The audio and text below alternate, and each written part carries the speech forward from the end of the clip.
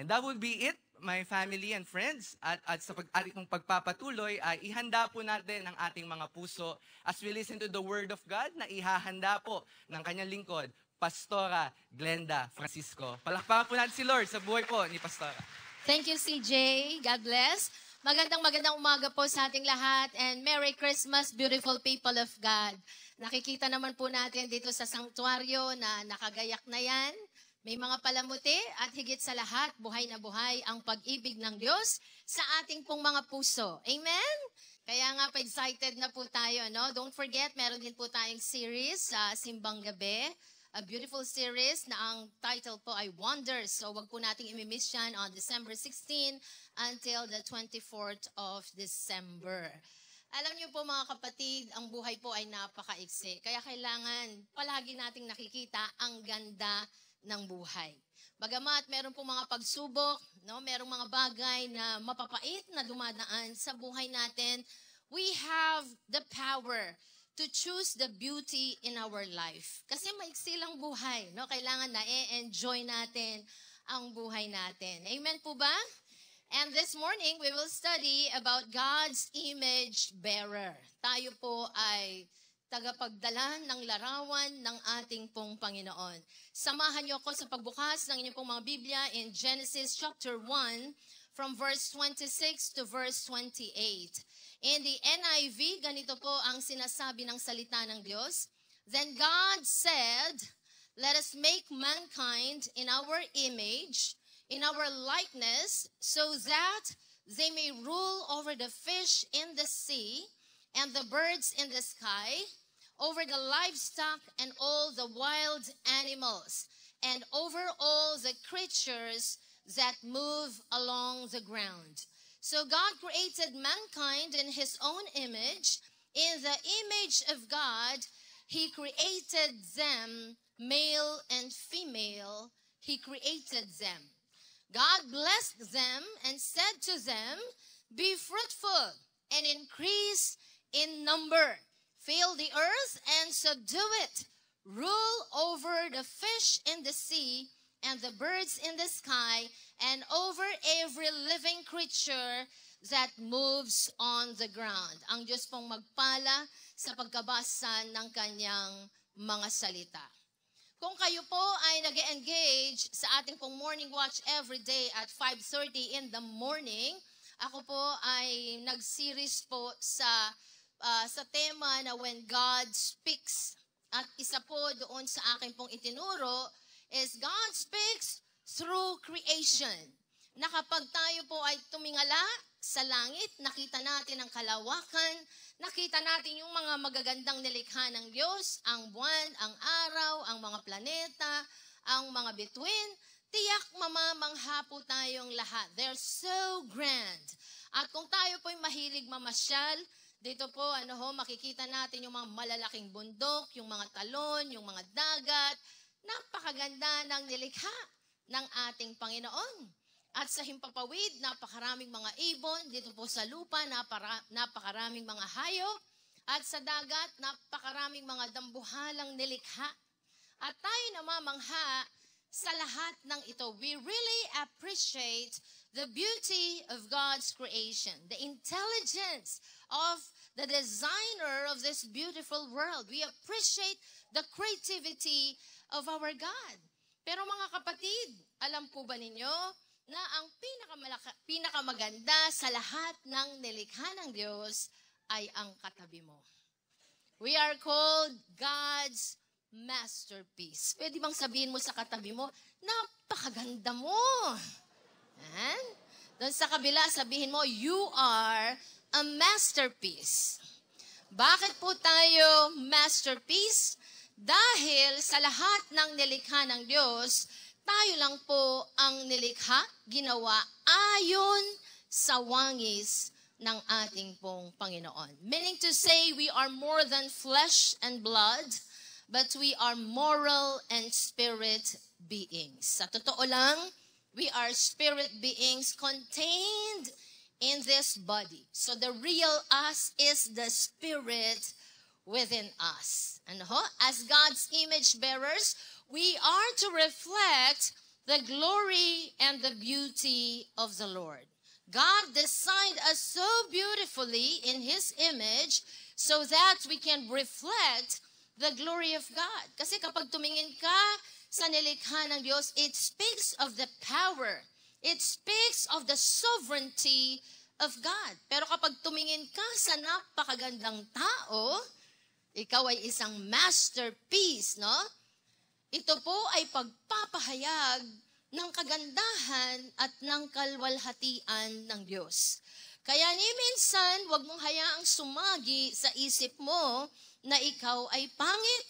Walang nilikhang pangit ang Diyos. Naririnig po ba ninyo ang ating bishop na pogi?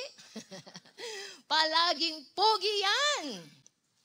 At napakagandang deklarasyon na sa ating lahat, kahit sa paningin ng iba, hindi maganda yung mata natin o yung ilong natin dahil tayo'y Pilipino, akala natin ang magaganda lang ay yung mapuputi at yung matatangos ang ilong.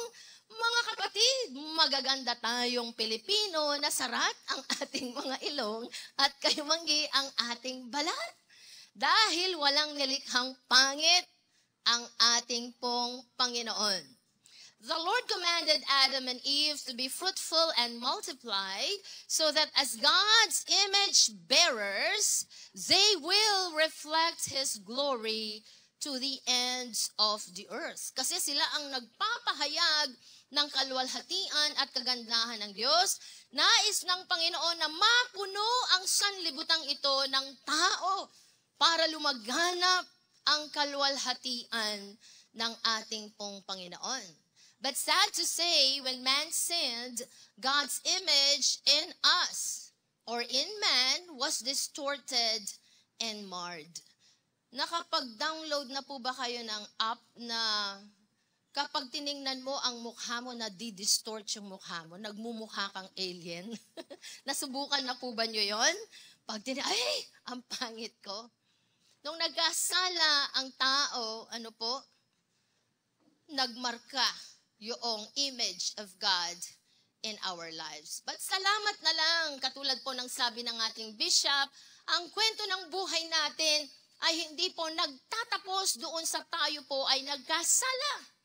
Dahil ang pag-ibig ng Diyos sa atin ay napakadakila, napakalawak, hindi nagtapos dyan ang kwento ng buhay natin. Ang ating pong Panginoon, inialay niya ang buhay niya doon sa krus ng Kalbaryo para tubusin tayo sa ating pagkakasala. And whatever has been lost in our lives have been restored.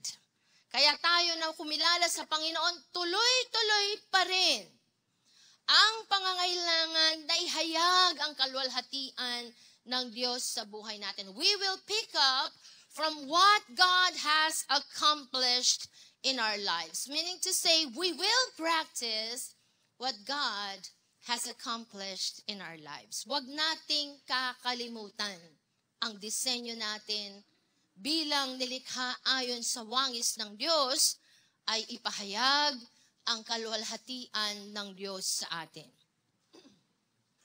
How to reflect the glory of God as image bearers? Number 1, let us value what God values. Pagpahalagahan po natin kung ano ang pinagpapahalagahan ng Diyos.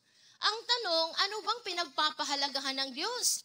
In Genesis 1:26a, ang sabi po dyan, then God said, let us make mankind in our image, in our likeness.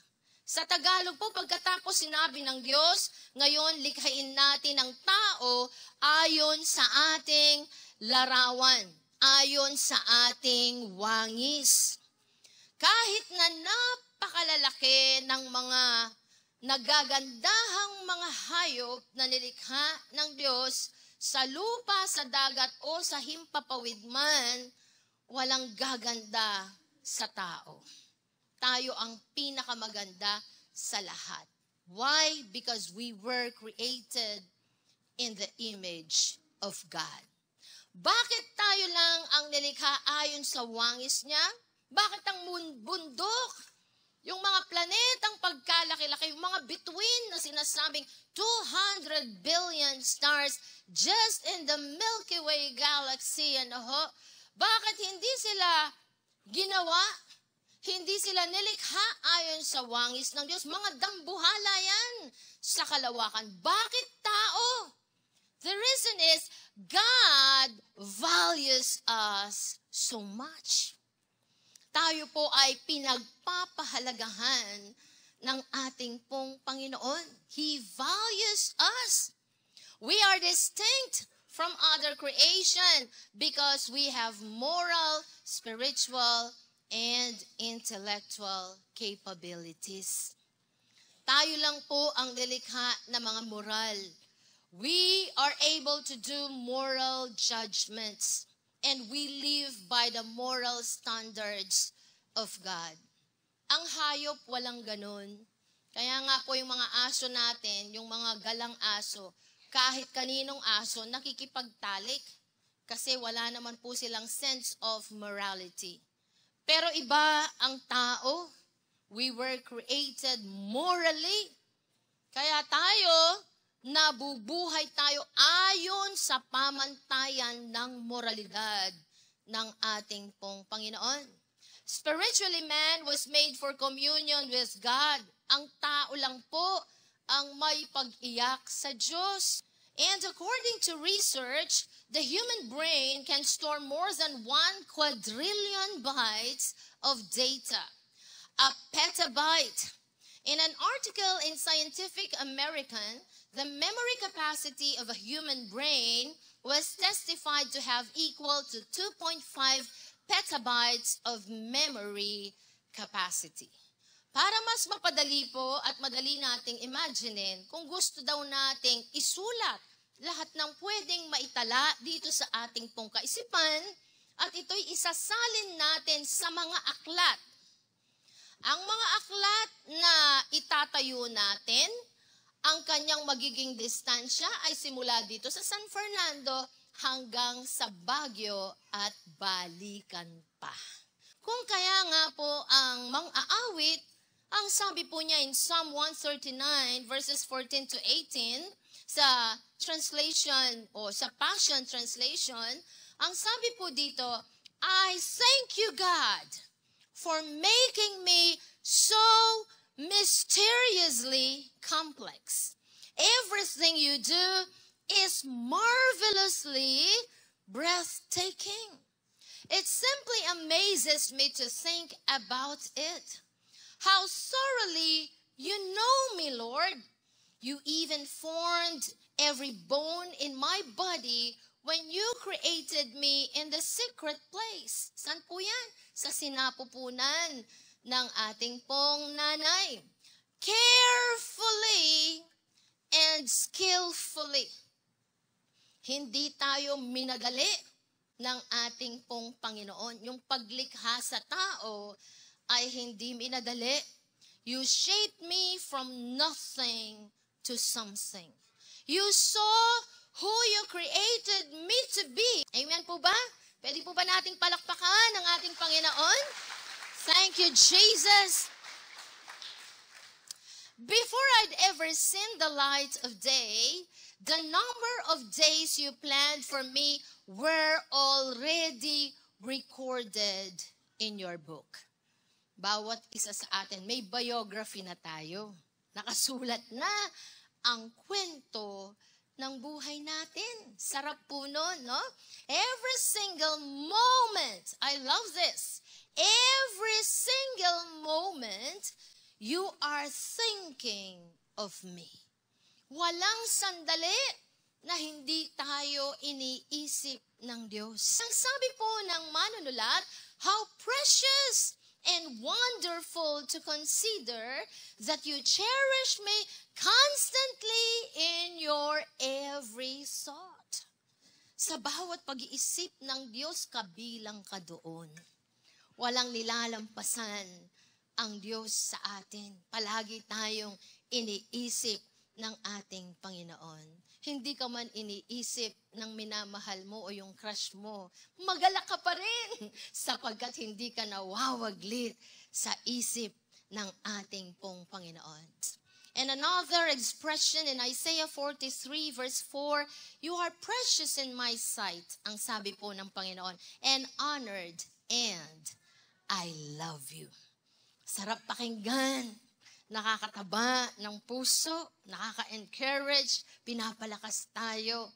Kapag tayo mahal ng tao, ang saya ng pakiramdam, tama po ba? Gaano pa kaya kung ang Diyos ang nagmamahal sa atin? So ano po yung dapat maging tugon natin kung alam nating pinagpapahalagahan ng Diyos ang buhay natin? The right response is to value our life also. Pagpahalagahan din natin ang buhay natin. Take care of our life. Alagaan yung buhay natin. Ingatan natin ang buhay natin. Let us respect our life. Let us dignify our life. Huwag tayong gagawa ng anumang bagay na ikadudungis ng ating pagkatao. Anumang bagay na magdadala sa atin sa kahihiyan. Na kung saan pati ang pangalan ng Panginoon ay nakakaladkad. Kung tayo po ay naniniwalang mahalaga tayo sa Diyos, tayo mismo, huwag nating sasayangin, aaksayahin ang ating buhay. Huwag gugugulin sa bisyo. Huwag hayaang masira, umikli ang buhay. Hindi ka na nakarating dun sa pinaka-conclusion. Inunahan mo na si Lord sa kalagitnaan pa lang. Dead ball na. Bakit? Hindi po inalagaan, hindi nirespeto ang buhay na pinagkatiwala ng Diyos. And let us always declare God's promises over our life. One way to value our life is to be a prophet of our own life. Huwag nang maghintay na someone will prophesy over you, na kung saan-saan tayo pumupunta, hinahanap pa yung mga modern prophet to speak over our lives. The Word of God speaks over our lives. So let us just declare them, confess them. Amen. At bilang paggalang sa buhay natin, kahit gaano po kahirap ang pagdadaanan natin along the way towards that destiny that God has prepared for us, towards that prosperous life that God has prepared for us, huwag na huwag sumagi sa isip natin na kukunin natin ang buhay natin. Let us not end our life walang magpapakamatay. Amen po ba? If we respect God, we will value this life which He has entrusted unto us. And then value the life of others. Treat others well. Ano ang tamang tugon sa pagpapahalaga ng Diyos sa atin because we were created in the image of God? We will value our life and we will value the lives of other people. Not only Christians, but even the unbelievers as well. Lahat, we will treat them well. We do not treat people based on their status in life. Hindi pag mayaman, maganda ang ating trato sa kanila, pinapaupo sa harapan, at yung mga mahihirap ay sa likod dinadala. Wala pong ganun dito. And we do not treat people well because they are in position. It is not based on position. Hindi dahil CEO. Kung todo yung ating pong estima, tapos kapag janitor, binubulyawan natin. Saan man po tayo naroon, not only in the church, but even in our workplace as well. Kahit po sa eskwelahan, sa neighborhood, sa palengke, hindi dahil nagtitinda lang ng plastic, binubulyawan natin. If we value our life, we will value also the lives of other people. We will not criticize, we will not condemn nor judge, we will not slander, and we will not curse people. Because we treat people based on the truth that they were created in the image of God. Amen po ba? Na kapag tiningnan mo ang tao, hindi siya ang nakikita mo, kundi ang larawan ng Diyos sa kanyang buhay. Kaya itatrato natin siya ng tama. Kung mabait ka sa isa, mabait ka sa lahat. Hindi tayo namimili ng tao. Kung generous tayo sa isa, generous tayo sa lahat. Amen po ba? And number 2, how do we reflect the glory of God as image bearers? Number 2 is be a responsible steward. Tayo po ay maging responsableng tagapangasiwa.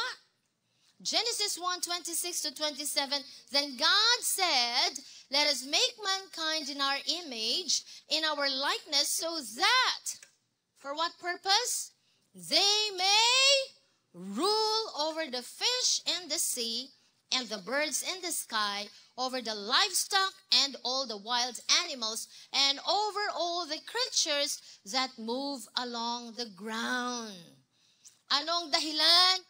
Para sila ang mamahala sa mga isda, sa mga ibon, sa himpapawid, at sa lahat ng hayop, maging maamo o mailap, malaki o maliit, mamahala sa mga nilikha ng Diyos.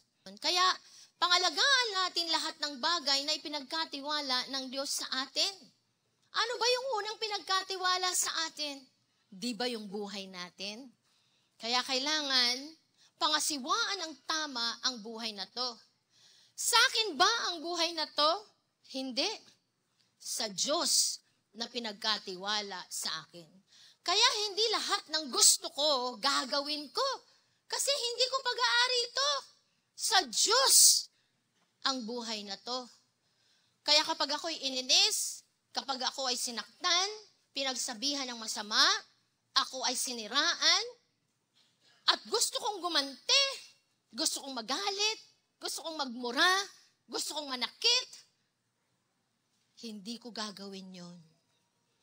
Kasi hindi naman akin ang buhay na to. Sa Panginoon, bago tayo gumawa ang tanong, kapag ginawa ko ba to, may hahayag ba ang ganda at ang kalwalhatian ng Diyos?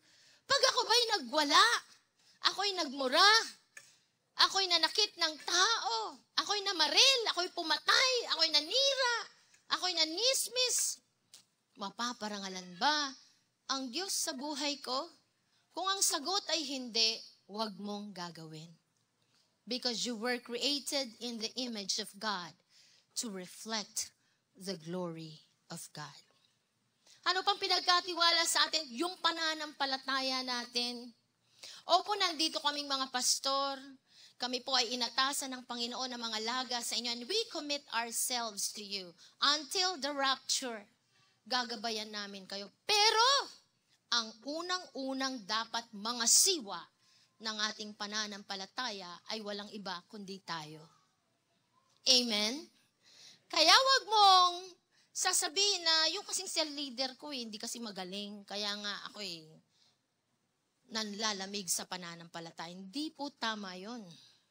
We are responsible to take care and to manage our own faith. Amen? Kapag nanlamig ka, naging maligamgam, tumalikod sa Panginoon, walang iba doon kundi ikaw. Diretso na po, hindi na ako magpapaligoy-ligoy because we have been entrusted by God to manage our faith. Ano pa yung pinagkatiwala sa atin? Yung pamilya natin. Yung asawa mo, hindi mo pag-aari yan, kahit asawa mo pa. Pag-aari ni Lord na pinagkatiwala sa'yo. Alam niyo po, kasi pag inisip natin pag-aari natin, kung minsan madaling ipagsawalang bahala. Pero kung alam nating pag-aari ng Diyos, itatrato natin ang tama. Aayusin natin. Tama po ba? Ha? Kaya kailangan tama ang trato sa asawa. Pangasiwaan ang pamilya ng may kaayusan. Pangasiwaan ang relasyon ng tama. Huwag nating hinahayaan na nagkakasira-sira ang pamilya, lumalayo ang loob natin sa bawat isa. At kung minsan, sabi nga po, no one sign that our family members are hurt with us is withdrawal. Another is silence. Yung alam yung umiiwas. Kahit hindi ka sinasagot-sagot, pero nananahimik, pinaparamdam niya yung galit sa kanyang pananahimik. Pag mga may sitwasyong ganyan, meron po akong dinidevelop na sermon, let us resolve them quickly. Huwag nating hayaang lumalim. Amen po ba? Gaano kabilis yung quickly? Do not let the sun go down on your anger. Ibig sabihin, now na. Huwag kang matutulog ng may galit. Kailangang mapangasiwaan ng tama ang mga relasyon sa buhay natin. Kung ating negosyo, that is not your business. That is the business of God entrusted to you. That is why in your business, you need to glorify God. Napaparangalan ba ang Diyos sa business natin? Dapat walang korupsyon, walang pagnanakaw, walang pandaraya, at ibinibigay kung ano ang nararapat sa Panginoon. Hindi natin ninanakaw yung ating ikapo. Bagkus ibinabalik natin sa Diyos bilang respeto sa lahat ng pagpapala na pinagkaloob niya sa atin. Kami po, nung na-born again ako, I got born again. When I was 16 years old, nag-aaral pa po ako, ang baon ko, 25 pesos a day. Sakto lang akong nakakapamasahe sa Angeles para mag-aral sa Holy Angel. Pero hindi ko po kinukuha yung 250 pesos. Yan. Tithes ko yan everyday. Pagdating ng linggo, hinuhulog ko yan bilang pasasalamat sa Panginoon. When we start with small things, the Lord will bless us even more. Kasi yan po ang nakasulat sa Lucas 16:10, ang mapagkakatiwalaan sa maliit na bagay ay mapagkakatiwalaan din sa malaking bagay. Ang mandaraya sa maliit na bagay ay mandaraya rin sa malaking bagay. Mga care group natin, alagaan natin. Pag nawala ang isa, wag mong sabihin, okay, ay tametong yamo naman. Masya siya kasi buntok eh. Nebisang magatin. Balay kimbena. No. God entrusts these people to us. So let us be good stewards. Noah was called to steward the animals and people that God wanted to save from the great flood. From Old Testament to New Testament, ang dami po ng mga good stewards sa Biblia. Abraham was a steward of the promise to create a great nation out of a wandering people.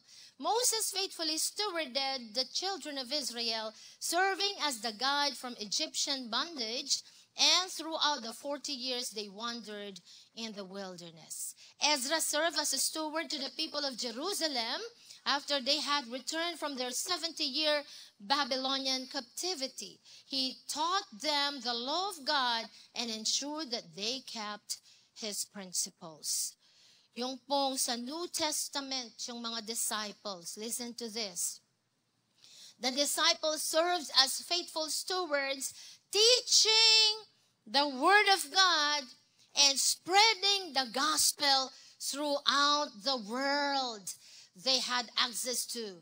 It's because of their faithfulness that you and me know about the gospel today. Paano kung hindi nila pinangasiwaan ng tama yung pangangaral ng salita ng Diyos? Nakarating kaya ang mabuting balita ng kaligtasan dito sa Pilipinas? Salamat, naging matapat sila. At kung tayo magiging mabuting katiwala ng pangangaral ng salita ng Diyos, tayo nakakatiyak na ang susunod na henerasyon ay magtitiwala din sa Panginoon. At kung makikita yung alab sa ating puso, yung katapatan natin, yung pagkakatalaga natin sa Panginoon, may halimbawa silang nakikita sa atin at makakatiyak tayo na sila man ay magtatalaga ng buhay nila sa Panginoon. Kaya wag nating pabayaan ang anumang pinagkatiwala sa atin. I'm challenging you today to those whom God has entrusted His blessings. We need to prove ourselves faithful because one day we will give an account to God. tayo po'y magbibigay ng sulit sa ating pong Panginoon. Amen? And lastly po, number 3, live a productive life. One way to reflect the glory of God as image bearers, we need to live a productive life.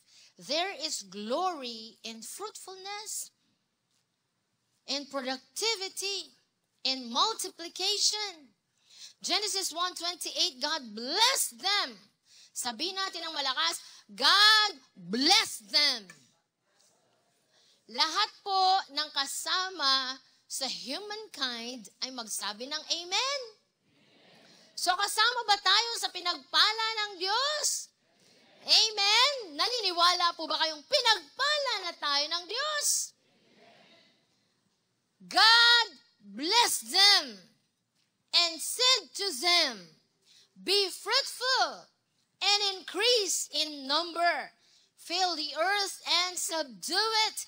Rule over the fish in the sea and the birds in the sky and over every living creature that moves on the ground. Is it possible to be fruitful? Posible bang maging mabunga tayo? Posible bang maranasan natin yung increase? Yes. Why? Because we have been blessed already. Hindi lang tayo nilikha ayon sa wangis ng Diyos, kundi pinagpala pa tayo. I have the image to produce. Amen. We have the image to produce. We have been blessed to produce. And we have the anointing for the increase. Naniniwala po ba kayo? Receive it in faith. Ano man ang sitwasyon mo ngayon, mababa sweldo mo, mataas sweldo mo, you are already blessed. May nararamdaman ka sa katawan mo o malusog katawan mo, you are already blessed. May problema ka, wala kang problema, you have been blessed already. Sagana, ang kliyente, o itasabihan ka rin Kapampangan, matumal ngeni. Amen, declare yan. You have been blessed already. Whatever is your situation, nothing and no one can change that truth that we have been blessed already. Amen. Ang ating ekonomiya ay wala dito sa lupa, andun sa langit. At kailanman hindi masasaid ang pagpapala ng ating Panginoon, ang resources ng ating pong Panginoon. May kapasidad ka na paunlarin ang anumang ibinigay sa iyo. Hindi ka lang mangangasiwa, kundi magpapaunlad ka. Sabihin mo sa katabi mo, magpapaunlad ka. You will make an increase. Not only in our lives, but in the lives of other people. Na kapag ang tao na-connect sa'yo, for sure that person will be blessed. Ang dami pong mga testimonies sa mga primary leaders pag nagkukwento po sila. Yung mga namiministeran po nila, yung mga nako-connect sa mga may pananalig at pananampalataya sa Diyos ay totoong pinagpapala ng Panginoon. So make things and people better than when you found them. Pakidagdagan po yun ng than. Okay? Na kapag ang tao ay na-connect sa'yo, siguraduhin natin na mas aangat ang buhay niya kesa nung una mo siyang nakilala. Yung mga pinagkatiwalay nilagay ng Diyos sa ating mga kamay, hindi mananatiling mababa ang level. Pauunlarin. Mararanasan an increase. Kaya nga po sa ating pong tema ngayong 2023, above and beyond. More than what we could imagine. More than what we can ask from God because He has His bounty in heaven. Kaya sa ating pong pagtatapos, in our conclusion as God's image bearer, Let us reflect the glory of God by valuing what He values, by being a responsible steward, and by living a productive life. Mark this day. I'm telling you, we are declaring God's blessing in this place. Simula sa araw na to, abangan mo ang kwento ng buhay mo. Dahil yan ay paangat ng paangat. At kung tumatagal, start reflecting. Am I doing things according to God's design? Ako ba'y nakapasakop pa sa kalooban niya? At ako ba'y sumusunod dun sa gabay ng Panginoon sa buhay ko? Dahil kapag yan ay ginawa natin, walang dahilan para hindi po umangat ang ating mga buhay. Let us all stand in the presence of God. And this is the best time to continue to worship and honor God. Ang dahilan ng pagkakalikha natin ay para bigyan ng kalwalhatian ang ating pong Panginoon. Para siya ay sambahin, mahalin ng buong puso, ng buong kaisipan, ng buong kaluluwa at ng buong lakas. Everything that is happening in our lives is in accordance to God's plan and design. Kaya marapat lang po na sa umagang ito, ipapasalamat natin ang pagtitiwala ng Diyos sa atin. And as we worship the Lord today, let us pray that all of us will continue to reflect His glory in our lives. Sing this song as our worship unto the Lord. Thank you, Jesus. Thank you, Lord. Hallelujah.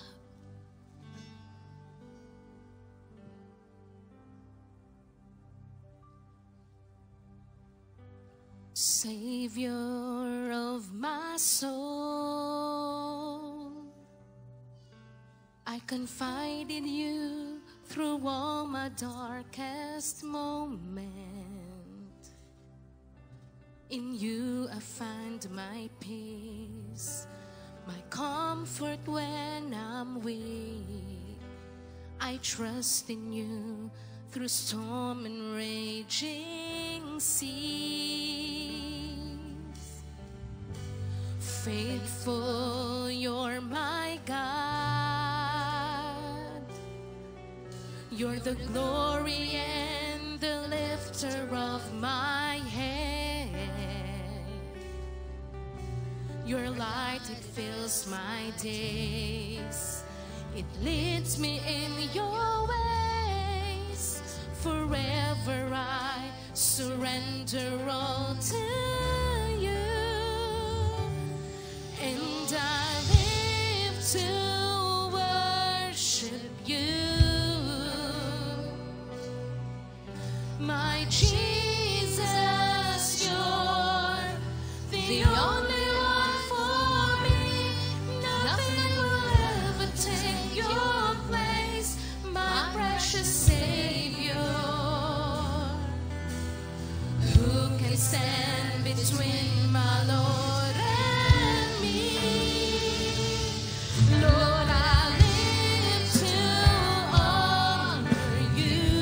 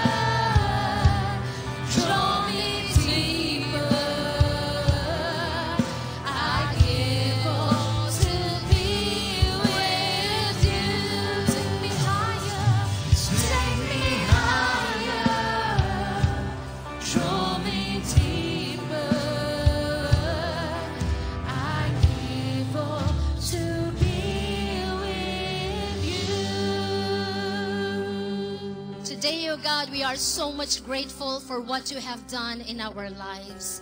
Thank you for this beautiful life. Salamat po, Panginoon, kami nilikha ayon sa wangis ng aming Panginoon. Salamat po sa inyong pagpapahalaga sa bawat isa sa amin.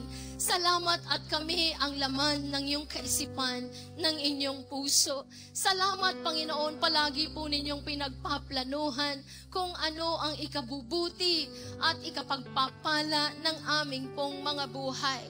For all the blessings, O God, that we do not deserve, and yet you gave them all, O God. We are so much grateful. And we want to be responsible, O Father, by valuing our lives, by respecting this life, by treating this life with dignity, O God. Napakaiingatan namin ang buhay na ito dahil iginagalang ka namin at ayaw po naming masira ang pangalan ng aming Panginoon dahil sa klase ng buhay na pinamumuhay namin. Bagkus, Panginoon, magiging maingat kami. At ganun din, iingatan ang buhay ng mga taong itinugtong sa bawat isa sa amin. We will continue to love them and treat them well, O Father, because we see in them the image of our Lord Jesus Christ. Salamat po sa mga bagay na pinagkatiwala sa amin. Salamat sa inyong pagtitiwala. Ang dalangin namin na sa kasapatan ng iyong biyaya at sa kapangyarihan ng banal na Espiritu Santo na gumagabay sa amin, ay mapangasiwaan namin ang lahat ng ito ng may kaayusan. Wala pong masisira, walang mapapahamak, bagkus, Panginoon, lalong palalaguin, Panginoon, iingatan ang mga bagay na ito upang magsilbi itong kapahayagan ng kalwalhatian ng aming Panginoon. Thank you for what you have done in our lives, and thank you for all the things that you have given us. Salamat sa tuloy-tuloy na bukas na langit na nararanasan ng bawat isa. We will be dismissed today with great confidence in our heart, O God, that none of us will lack anything, but your provision will continue to be realized in our lives because you have a ready hand to feed and to bless your people. As a matter of fact, oh God, you have already blessed us. So we will be dismissed. We will depart from this place possessing the blessing, the great blessing of the Lord upon our lives so that we can be a blessing to many people as well. Thank you so much, O God. Sa iyo po lahat ng papuri, pagdakila, pasasalamat sa tanging pangalan ng buhay na Diyos, ang aming Panginoong Jesucristo. Ang lahat po'y magsabi ng malakas na